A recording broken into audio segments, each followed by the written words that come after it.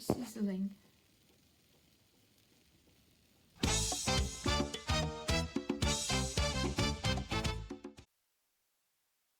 Okie dokie. Today we're going to make some spray on deodorant, and it's a completely different recipe that I normally use. I normally use apple cider vinegar, bicarb, distilled water and essential oils, but today I'm going to be using some witch hazel, which is the main ingredient, and then some other bits and pieces. So I can't remember the recipe exactly, so I'm going to be making it. Oh God, I think I need a funnel. Hang on, I'm going to be making it up as I go, and then we'll just see how we get on.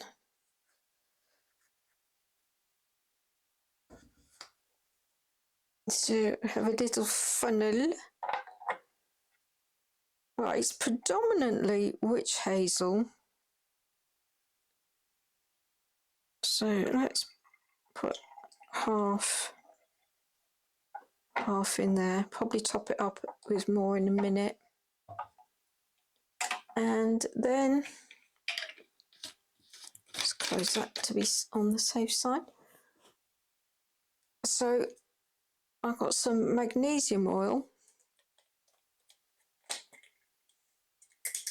Now apparently this kind of replaces bicarb.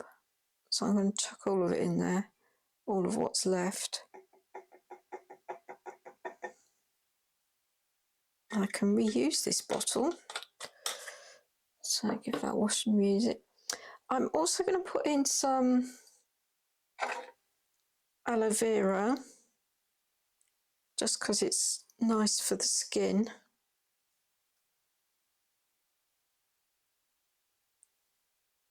If I can get that open. So I have a, let's say,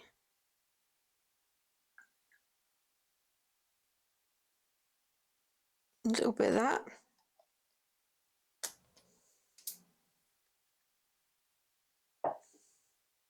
I've got these ingredients here. So I've got the aloe vera and the coconut oil. And this is a distraction. This is typical ADHD distraction. Jojoba and the argan oil, which I just ordered them all, and some preservative, which is going to make some shampoo later. So that'll be coming up next. Right, so now, so I've got the witch hazel. What did I put in? The witch hazel, the aloe vera. Did I put the coconut oil in?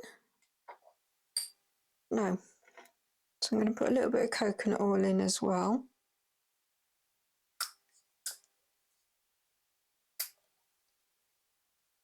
Doesn't smell because it's the fractionated one. Just a couple of droplets of that. And now I want some essential oils. So I'm using, I like quite musky. Actually, I like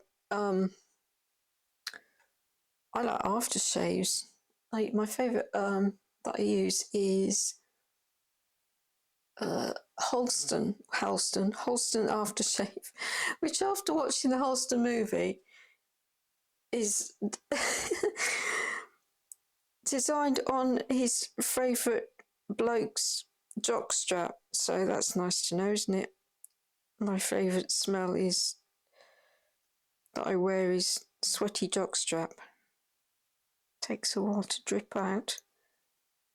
I can't even see what I'm doing with me being left-handed. I put the camera the wrong side, didn't I? I'll try it right-handed.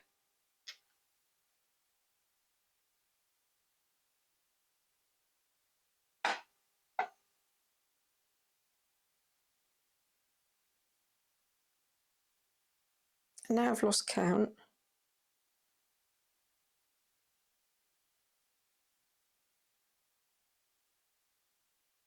I think I'm aiming for kind of 10 drops of rose. Some patchouli, because apparently patchouli is very good in deodorant.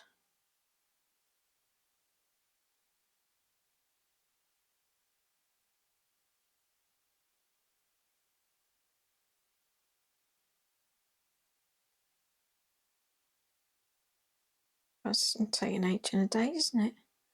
I'll pour it in, it'll end up the whole bottle going in.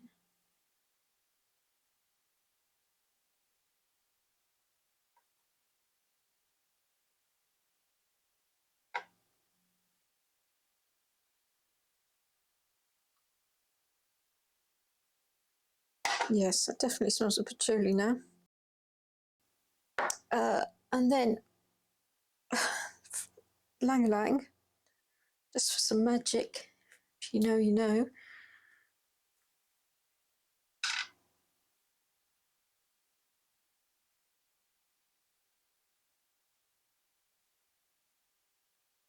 So I use, oh my God, I used to do like magical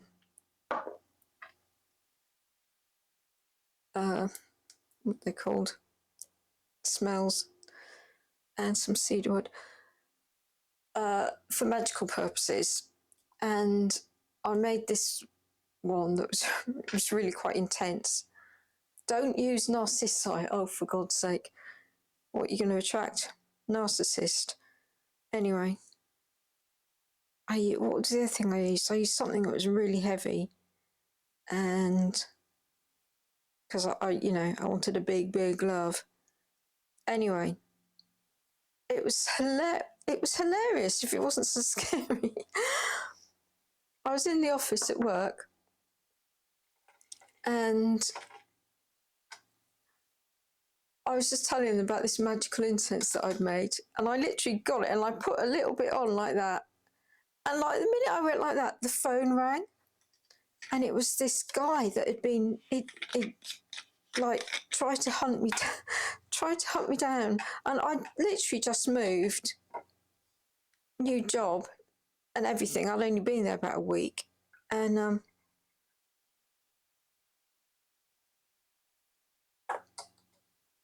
he hunted me down. He found me. He's like, oh my God, stalked me.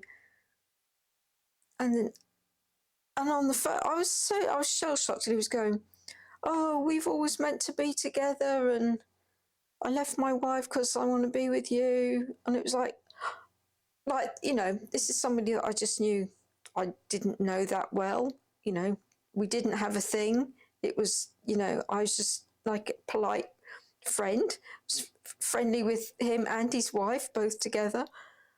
So all of this was just completely out of the blue, and it was mental, and I was severely freaked out. Anyway, so that perfume was relegated to do not ever use again.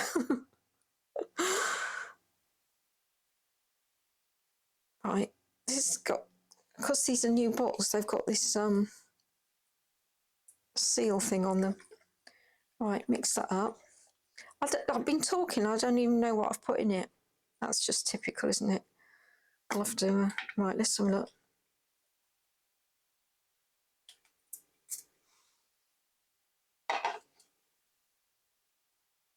Yeah, that'll be the magnesium sticking to the outside. Is it soaking in? It's quite oily. It smells of the lang-a-lang. That's quite strong.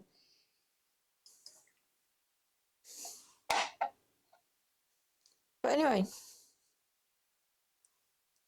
it's quite sticky. I think that's the magnesium, isn't it?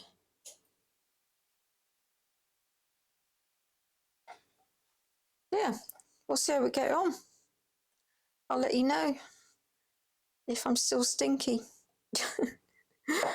Right, so that's it. I need to get some labels now so I know what's what. So that's my homemade deodorant. Sorry, I got distracted by outer space. I went, I don't know where I went. I went away with the fairies just then.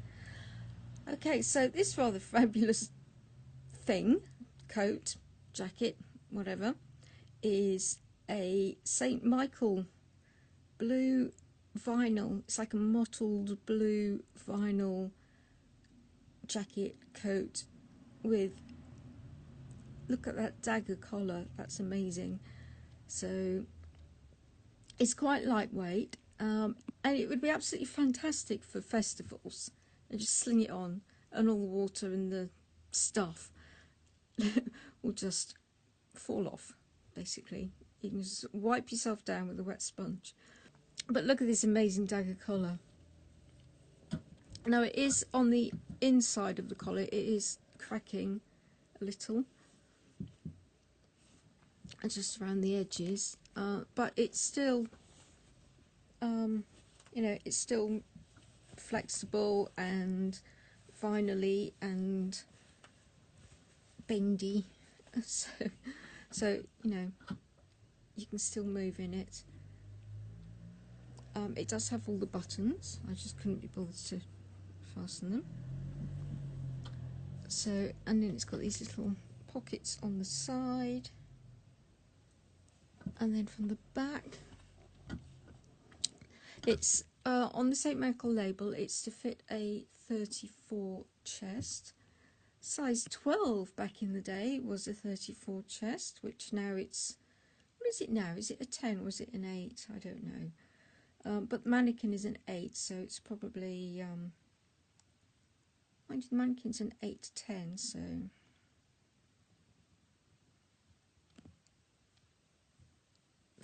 the coat's probably a 10, 10 and a half, whatever. So that reminds me, I used to get, do you remember we used to get in-between sizes for jeans? I remember, I think I used to be a 7. That was in the 70s, a long time ago. So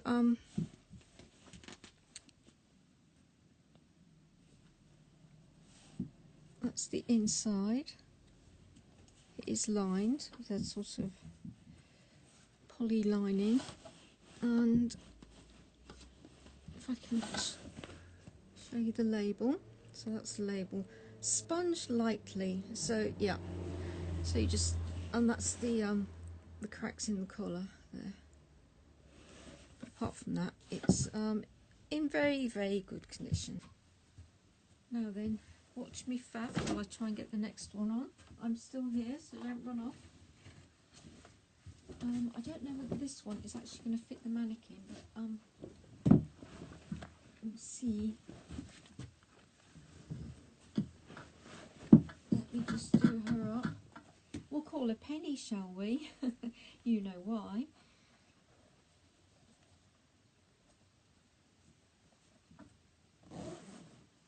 So, annoying floppy tag. Right, so wonderful sheepskin collar and sheepskin cuffs. She's got, I love this round patch pocket with the zip up. The zip's coming out a little bit there. Needs to be stitched back in, but it does go up. Just on the other side. That one's fine. Oh no, so that one just needs stitching back in as well. So, and that's the back. So it's got a bit of, you know, you can see the sort of wear on the front, but a good suede brush will brush that down. I think my suede brush is at home, I need to bring it in. So the it's a little bit, you can hear it, it's a little bit stiff, but on the sleeves, but you know, not, it's still definitely still got a lot of life left in it.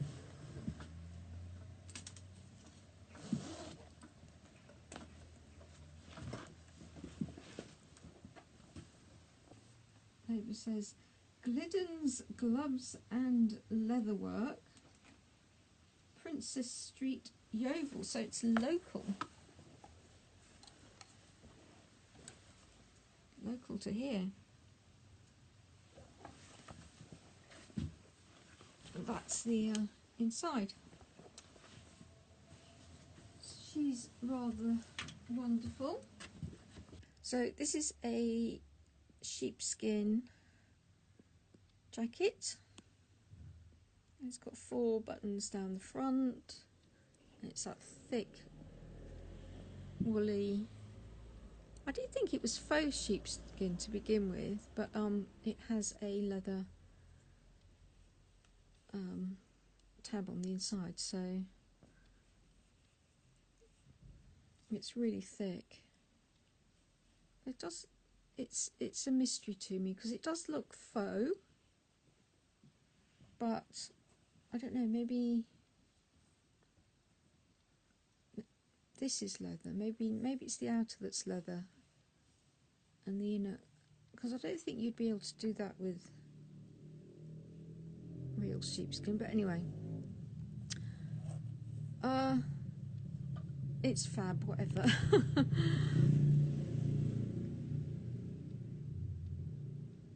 So I think it's probably a size 14 to 16, but the mannequin is a 10 and sort of 8-10, so that gives you some idea. You could probably still wear it. Hi. I will measure it if you're interested, but message me soon before I pack it away, because then otherwise I'm going to have to unpack everything. Or maybe I should be just sensible and measure it before I pack it. That would be common sense, wouldn't it? I seem to be lacking in that at the moment. Maybe after my second coffee I'll get some brain cells working. Right, trying to do this with one hand, so fiddle faff. So it's got these 2 patch pockets on the outside, and it's fairly chunky, but it's really kind of, look, it's really soft and pliable. So although it's thick and warm, you won't be kind of feeling stuffed in it, if you see what I mean. You'll be able to move. So that's quite good. So here's the tag with the spare button. So you can see it's got the leather tag and needs special dry cleaning oil. So I'm sure that's for the outside. Oh look, that's one of my hairs. Yeah, so that's that fab. Great if you're working on the markets, you know, or just walking the dog. Look at that. It smells delicious. That's cinnamon on the top. It's not burnt. I hope he hasn't got a soggy bottom. We'll have to find out, won't we? But, oh, it smells so good. Look at all my lovely lush spinach. I'm going to make a spinach and ricotta pie. So I'm going to make the ricotta tomorrow. And, where are we? Can't see. Look at that. That's my first pepper. Woohoo. Look at this. This is yum. This is chickpeas, sweet potatoes, pak choy from the allotment, shallots. Can't remember whether I put mushrooms in miso soup, so kind of stew. Bowl made by moi. I really want to do some more ceramics. I love that. So I call that my Buddha bowl because of the shape of it. I love it. It's really nice in your hands. Soda bread success, hurrah! Because I found some white spelt flour, which works. The whole meal, not so much. But look at that, for a wholesome autumnal meal. Yum yum. And I'm going to show you in a minute, I've been busy. Hang on a sec. Here it's sizzling. Look at that. What a success. So this is a spinach from the allotment with ricotta cheese, which I made myself from our local farm in the village. They do raw milk. So, and that's got some shallots in there as well. And I put some spinach, nutmeg, and eggs. And the pastry is spelt pastry. So look at all my gorgeous yum things. Turning into a right old domestic goddess, aren't I?